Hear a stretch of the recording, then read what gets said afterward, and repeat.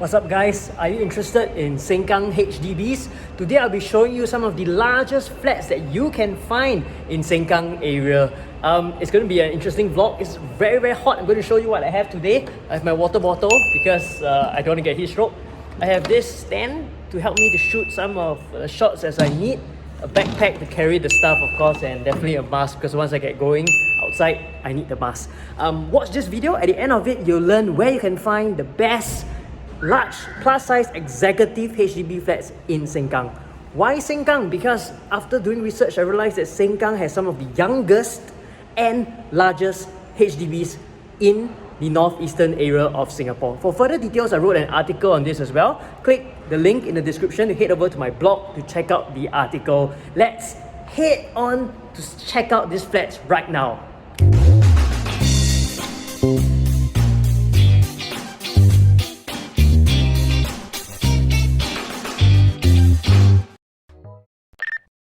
Hey, we're at our first location, and since this is a video about the largest HDB executive flats you can find in Sengkang, let's start with what I think is the very largest here. Yes, I'm nitpicking here because the difference is really only about 1 to 5 square meters or about 10 to 50 square feet. But I'm right here.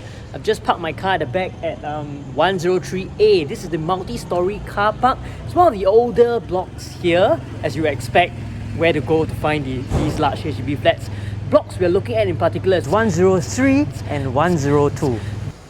Not just executive apartments, here is where you can find those plus size masonettes. I'm at the lobby of block 103. As you can see, the units are all lined up along the corridor. You can see probably more clearly through this level plan here. So from 82 to 94, these are the masonettes, the double stories.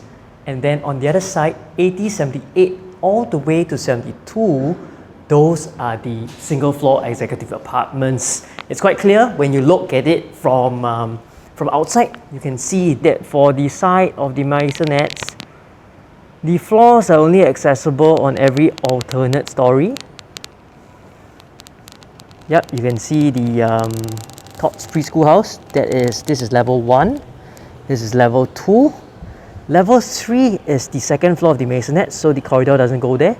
Then level 4, followed by level 5, which is also the second floor, there's no corridor, and all the way upwards. Then on the other side is the executive apartments.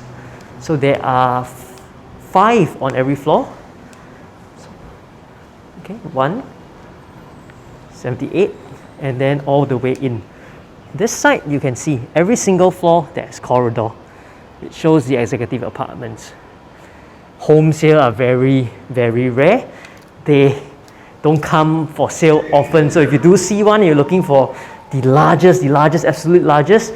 Masonettes typically go for about 145 square meters. Of course, you can say that the space isn't as efficient because it's 2 stories, but it's one of the largest still in absolute square footage. In fact, in the other block, 102, I saw an even larger size being transacted. Let's check it out.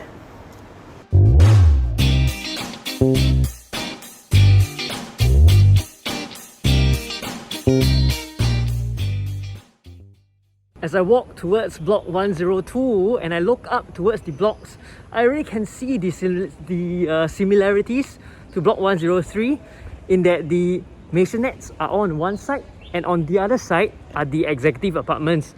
Yep, you see, as I walk towards the blocks, these you can see are the masonettes, double stories. It's quite obvious because you see the corridor only going to one side, like over here, and then it stops because this is level 1 and this is level 2 of the masonette.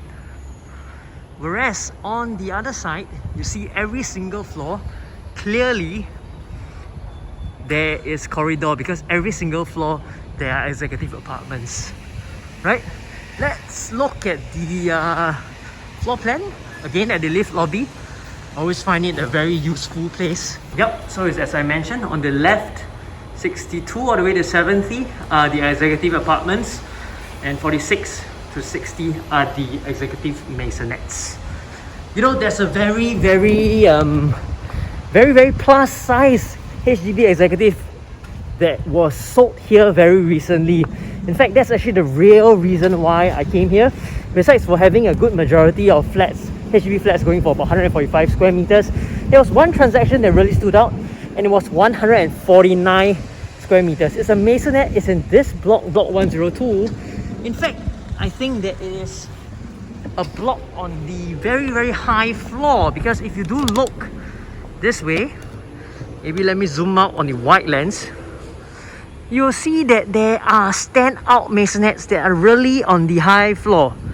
These over here. Okay, so the unit was actually on the 16 to 18 floor. Size, a whooping 149 square meters, $690,000. Well, as I mentioned when I was at the other block, units here are really rare. Personally, I also have not sold any here, so it's interesting for me to come and learn more as well. And you know what, if you're a seller watching this, I really want to sell one of the units here as well. I think it'd be really interesting, and I really would want to sell it at a high price for you. Yep. So in terms of convenience, it is pretty convenient that close to Kangkar LRT, right outside. In fact, Kangkar LRT is also pretty close to the third location that we'll be heading to later on. Convenience is a huge factor in the buyer's choice. How do you gauge convenience? For us in this video, we're going to look at Sengkang MRT as being the focal point that people want to live near to. Of course, within Sengkang, there's also Buangkok MRT. However, that is probably not so popular right now. Of course, there'll be Sengkang Grand, the shopping mall in future, but it won't be done for a number of years yet. So as of now, even though Compass 1 is quite dated, Sengkang MRT is still the place where buyers are looking for the greatest convenience within this area. I'm here at this block 216A. It's actually the most convenient block, closest to the MRT. However, you won't find any executive apartments here. Well, before I go, I want to share with you that there are 10 blocks within a 500 meter radius of Sengkang MRT station that has executive flats. I'll be walking from each one of them to show and to evaluate which one is actually the most convenient. At this point, I mean, we're halfway through this video. Do pause it, give me a like, give me a thumbs up on this video. It really helps me a lot, helps this video to reach more viewers, and I'll feel more encouraged to do good videos for your viewing. Remember to subscribe if you've not yet done so as well. Without further ado, I'm going to head south to the first of the two blocks at Compass Vale. Let's go!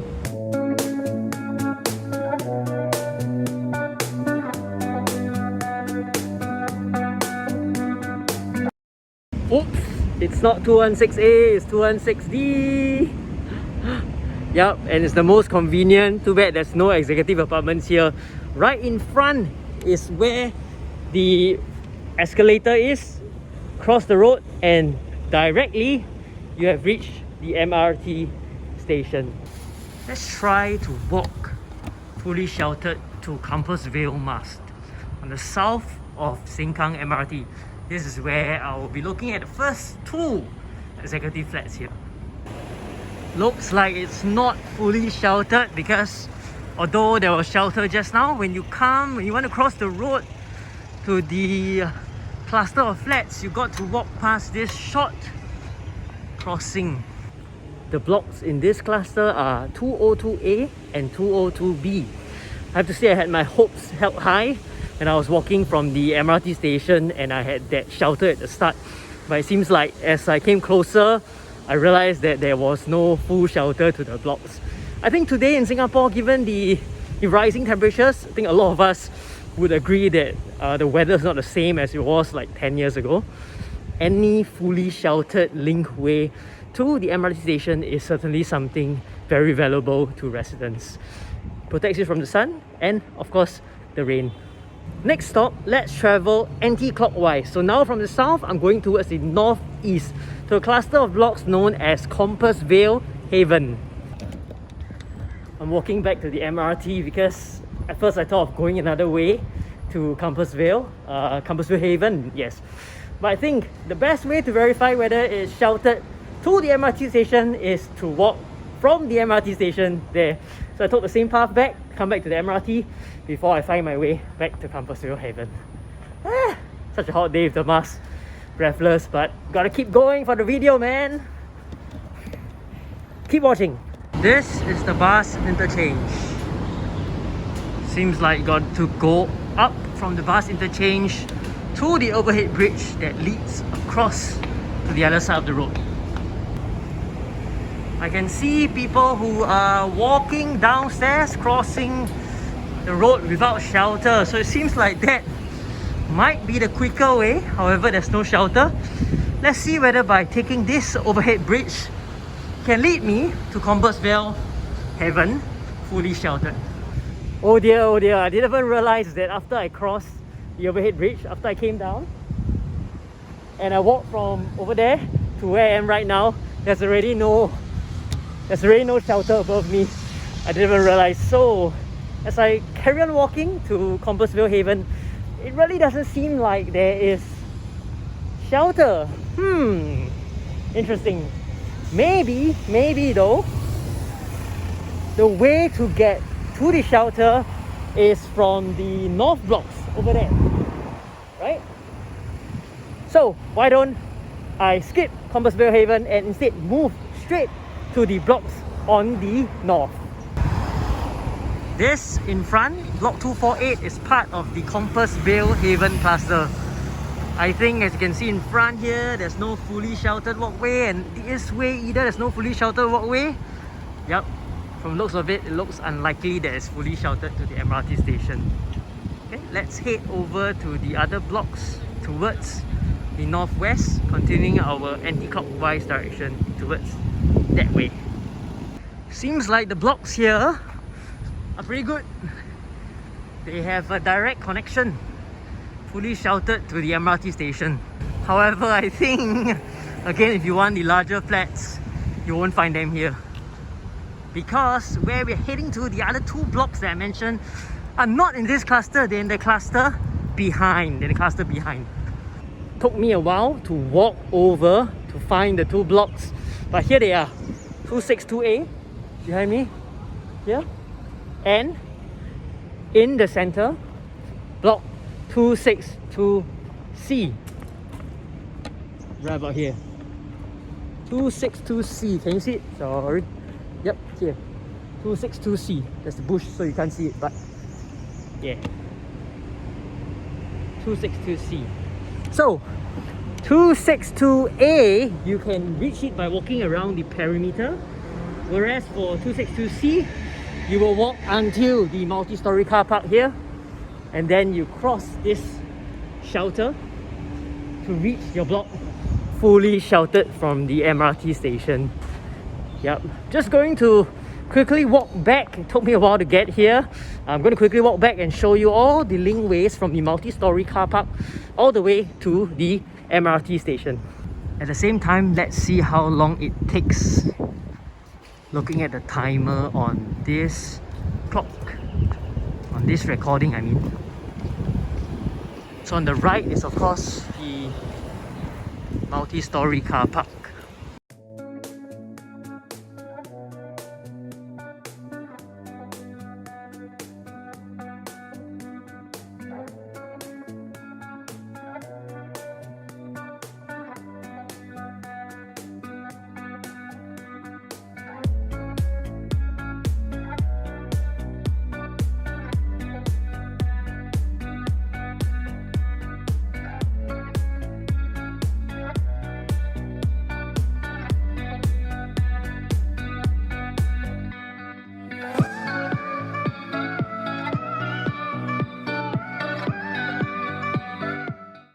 Now I'm heading over to the last two executive flats on the west of Compass 1. You can see Compass 1 is right behind me, and here is the community center, I believe, the Sengkang Community Club, and the Sing Health Polyclinic. The cluster, the HDB executive flats, are actually located at the blocks behind in that direction, right? Recently, a Kopitiam Square was just opened here. Really like it. I think there's quite some decent food here.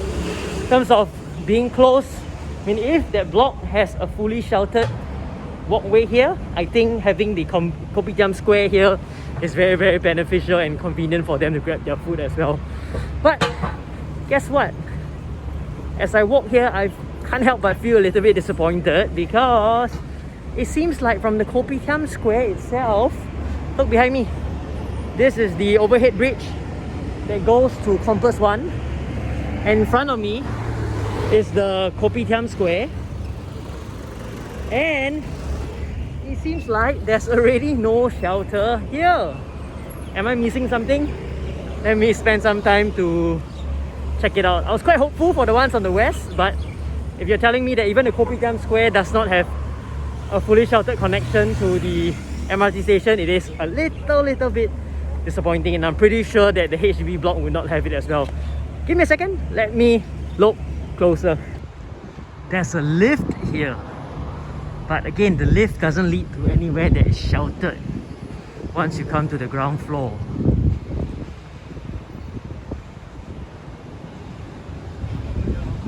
Certainly seems like this overhead bridge, the key one that links the west side to Compass 1, is not sheltered to anywhere. That's really interesting. You know, I was actually quite hopeful when I saw the street directory and the flats on the two flats on the west side had actually two overhead bridges that if you cross both of them, you should be able to reach Compass 1 and Sengkang MRT station fully sheltered, assuming it was fully sheltered from the overhead bridges, which is something that I think is not that uncommon, especially for overhead bridges that are close to the MRT station. However, it seems like that's not the case here. I'd come thinking that those two were the most convenient, but it seems like I don't even need to walk across there, and we have a clear winner.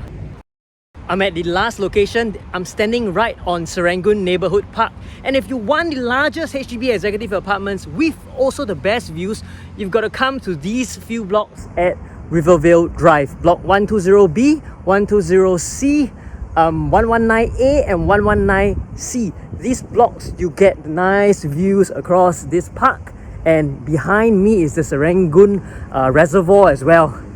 These flats are actually really unique. They are known as a category called Design Plus. You may not have heard of it. Probably in modern days, you are more familiar to the term DBSS. However, Design Plus flats came with a few unique features that were really modern and in higher standard and quality compared to the normal traditional flats. It came with, for example, it's one of the classes where you have the basement car parks, where it's almost like a condominium concept where you can park your car in the basement and then there's a lift that goes directly up to your floor level.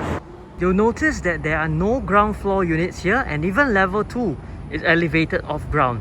Because of this, you don't need to live too high at the Design Plus block here in Rivervale Drive, because even living at level 4 can give you a nice view of greenery, the sky, and even towards the back when you face the multi-story car park, there is also a nice roof garden above the car park floors. A nice touch that the HDB flats here have is also the full height windows. As you can see, the Design Plus flats have many qualities and structural elements that make it quite similar to the private condominiums of today, except of course without the facilities. Back when it was launched in the late 90s and completed in the early 2000s, it was considered very modern for that era. In fact, these are the youngest executive apartments with this sort of views that you can find in the entire Sengkang estate. As of this video, in 2021, they are only 20 years old. When it comes to convenience, it's not too shabby at this area as well, because when you walk through the roof garden, it brings you to a bus stop right in front, and we are also less than a 5 minutes walk away to Rivervale Plaza. Let's see, it's 1:55 on my watch right now. Let's see how long it takes to get to Rivervale Plaza. In fact, I can already see it right in front of me over there. The pink reddish building. Don't think it will take even 5 minutes to reach Rivervale Plaza over there. Yep, I'm here at Rivervale Plaza, where you have your NTUC FairPrice 24 hours behind me, and also your banking facilities and food and eateries as well. It's not even tool yet. I think it takes less than 5 minutes to reach here. Of course, besides for these amenities, if you want transportation to Sengkang MRT station, we are between 2 LRT stations. Whichever one you walk to is pretty much equidistant, or depending on which particular block you are staying at in Rivervale Drive, this Design Plus cluster. I would say that Kangkar is the closer one because when you go to Kangkar, it takes less stops for you to reach Sengkang MRT station. Whew. So that's a wrap. Such a hot day. Finally can rest in my car and get some aircon. Hope you enjoyed this video. If you're looking out for a HDB, a plus size, a large HDB, Sengkang is the estate to look out for, and this video tells you where to find them. It's not easy making videos like this. I hope if you have not done so, please do leave a like on the video.